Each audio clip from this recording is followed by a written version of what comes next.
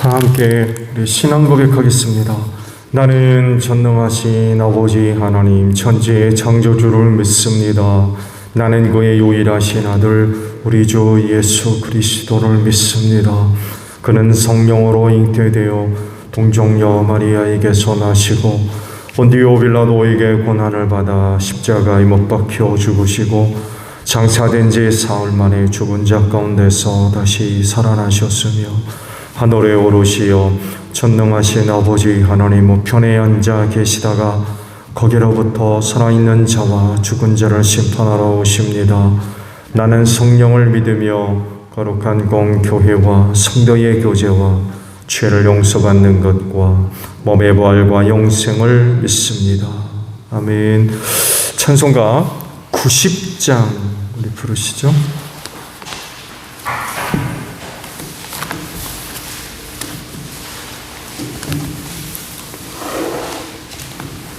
찬송가 90장입니다. 주 예수 내가 알기 전 날 먼저 사랑했네. 그 크신 사랑 나타나 내 영혼 거듭났네. 주 내 맘에 늘 계시고 나 주의 안에 있어 저 포도비 유 같으니 참 좋은 나의 친구. 내 친구 되신 예수님 날 구원하시려고 그 귀한 몸을 버리사 내 죄를 대속했네. 나 주님을 늘 믿으며 그 손을 의지하고 내 몸과 마음을 바쳐서 끝까지 충성하리. 내 진실하신 친구여 그 은혜 내려주사 나랑 상보하시고 내 방패 되옵소서. 그 풍성한 참 사랑을 능히 끊을 소냐. 날 구원하신 예수는 참 좋은 나의 친구. 말씀을 봅니다. 출애굽기 20장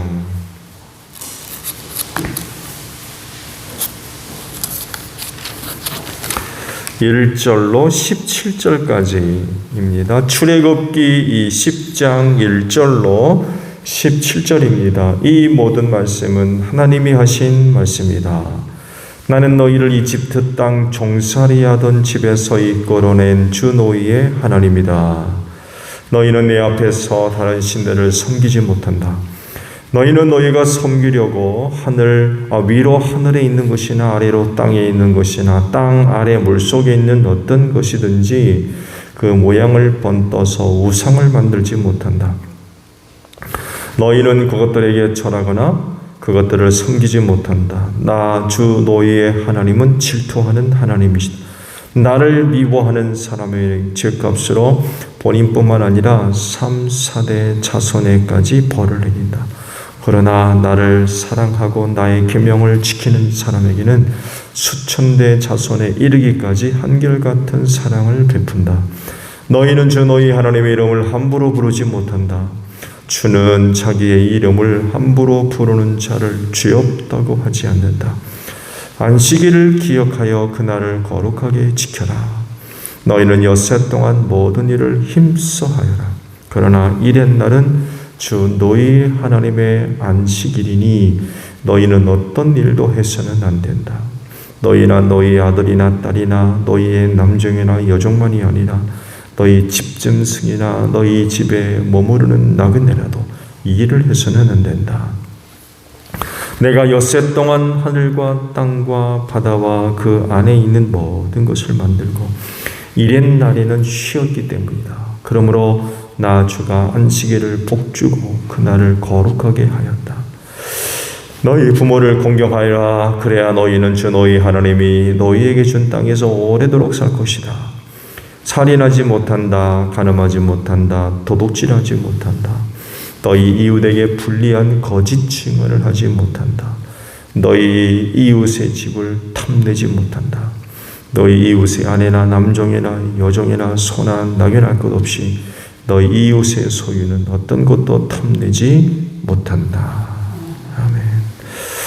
자, 오늘 아침에는요, 두 곳에 있는 말씀을 보려고 합니다. 3절과 12절의 말씀이에요. 너희는 내 앞에서 다른 신들을 섬기지 못한다 라는 말씀이고, 12절은 상반절에 너희 부모를 공경하여라 라는 말씀입니다. 신의 광야하고 신의 산에 도착을 하죠. 이곳에서 가장 오랫동안 머뭅니다. 광야 생활 중 신의 산에서 가장 오래 머물러요. 11개월하고 5일 정도? 11개월하고 5일 정도. 넉넉하게 잡으면 한 1년 채 안 됩니다만 해도 여간에 광야에서 가장 오랫동안 머물렀던 곳이 바로 이 신의 산이었죠. 이곳에서 10계명을 포함해서 각종 율법을 받았죠. 그리고 하나님 섬김을 위해 필요한 대표적으로 이제 성막이죠. 성막을 만들고 또 성전 기구들을 이제 제작을 하고 이곳에서 또 광야 생활의 질서를 위해서 새롭게 조직을 또 하게 되죠. 이곳에서 있었던 여러 가지 일 중에서 그래도 가장 중요한 그런 부분을 차지한다고 그러면은 10계명을 포함해서 율법을 받은 일이라고 할 수 있죠. 하나님께서 선택한 백성으로서의 역할과 그리고 모습을 갖추는 데 있어서 율법의 역할은 절대적이었죠. 만약 그들에게 율법이 없었다고 하면 과연 그들이 이스라엘이 될 수 있었을까? 과연 그들을 통해 하나님께서 이루시고자 하셨던 그 일들을 감당해 나갈 수 있는 민족이 될 수 있었을까 하고 질문을 한다면 그건 불가능한 일이죠. 그들에게 율법이 없었다고 하면 이스라엘만의 독특한 어떤 종교성 혹은 문화, 가치 이런 것들은 전혀 소유할 수가 없었을 것입니다. 더욱이 가나안의 타락한 문화 속에 그들이 들어갔었을 때 가나안의 문화와 전혀 구분되지 못하는 거룩한 백성이 되지 못하는 거죠. 거룩하다는 건 다르다는 뜻이잖아요. 여느 나라, 하나님 없이 사는 다른 어떤 민족과 전혀 구분되지 않는 이런 상황 가운데 하나님이 선택하시고 하나님을 섬기는 백성의 의미가 있어요? 의미가 있나요? 의미가 없죠. 하나님을 선택하셨고 또 그 하나님을 섬기는 백성이라고 하면 그들은 달라야 되죠. 거룩해야 돼요. 반드시 구분해야 돼요. 구별되어야 되죠. 하나님이 그런 분이기 때문에 그렇습니다. 그래야만 그들을 통해서 인류 구속사를 이루어 갈 수가 있는 거죠. 곧 아브라함에게 약속하신 대로 내가 너를 복주고 창대케 해서 누가 복을 받아요? 이방인들이 복받게 하겠다 그러셨거든요. 이런 하나님의 원대하신 구속사를 이루어가는 데 있어서 율법은 곧 그런 백성을 만드는데 없어서는 안 되는 굉장히 중요한 그런 그 역할을 감당했다는 거죠. 그들이 하나님의 구속사를 이루어 가는 데 있어서 하나님의 선택하신 거룩한 백성이 된다는 것, 굉장히 중요하죠. 이렇게 되지 않으면 하나님의 그 구속사를 온전히 이루어 갈 수가 없는 거죠. 그래서 당연히 하나님께서 선택하신 백성이라고 하면 구분되어야 됩니다. 구별되어야 돼요.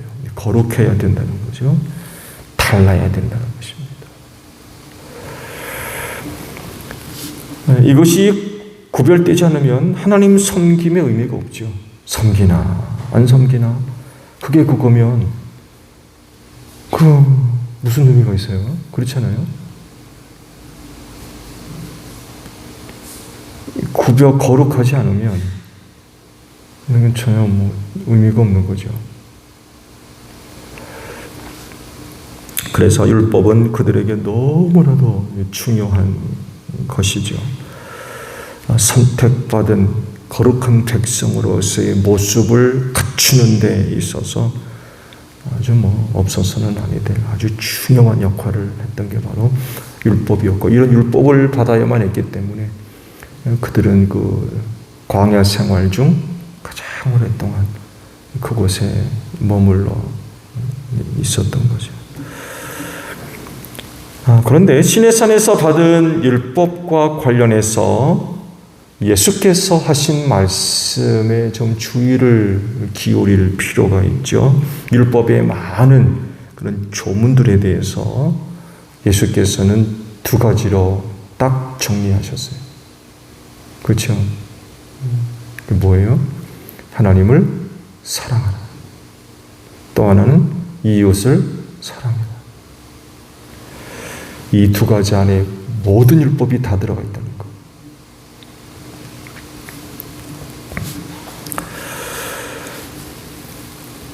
시내산에서 받은 율법이 이야기하는 것, 또 이야기하고자 하는 것, 또 다르게 표현한 하나님께서 율법을 주신 의도, 핵심적인 뜻, 의도가 뭐냐?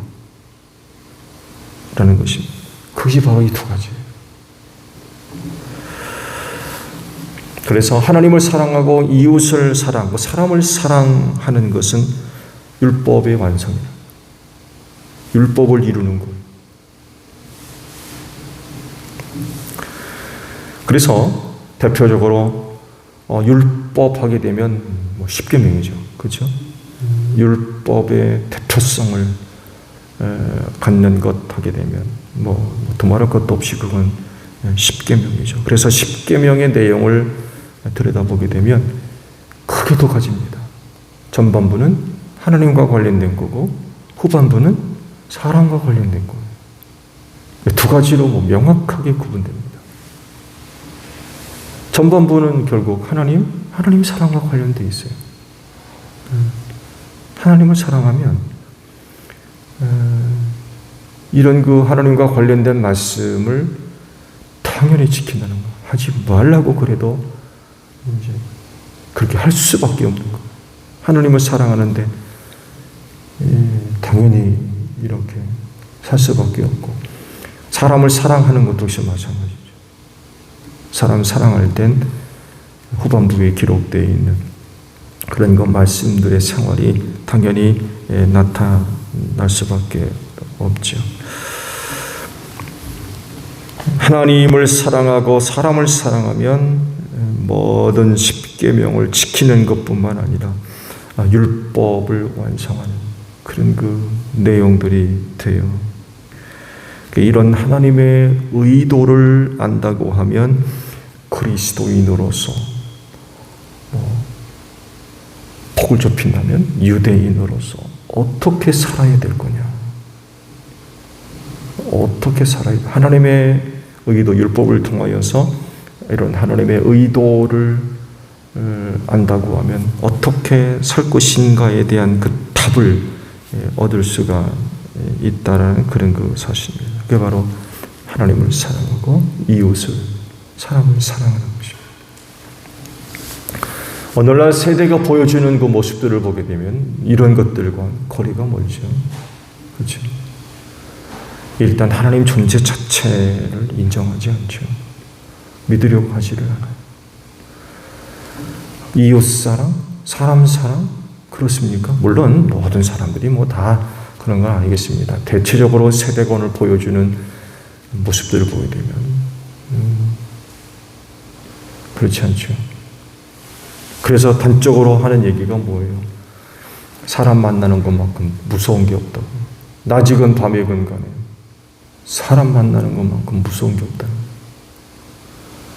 그만큼 오늘 세대가 너무 악하고 타락해 있다는 거죠.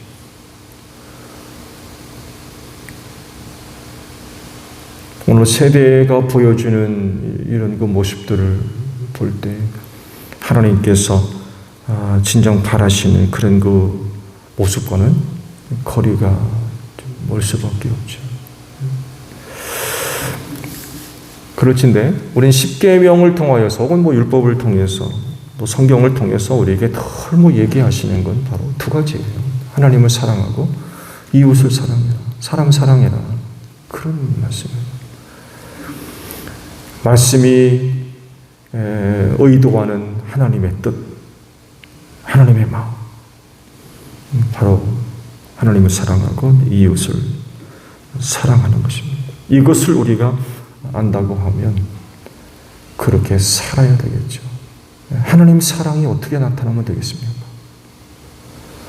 또 사람 사랑하는 것은 어떻게 나타나면 되겠어요?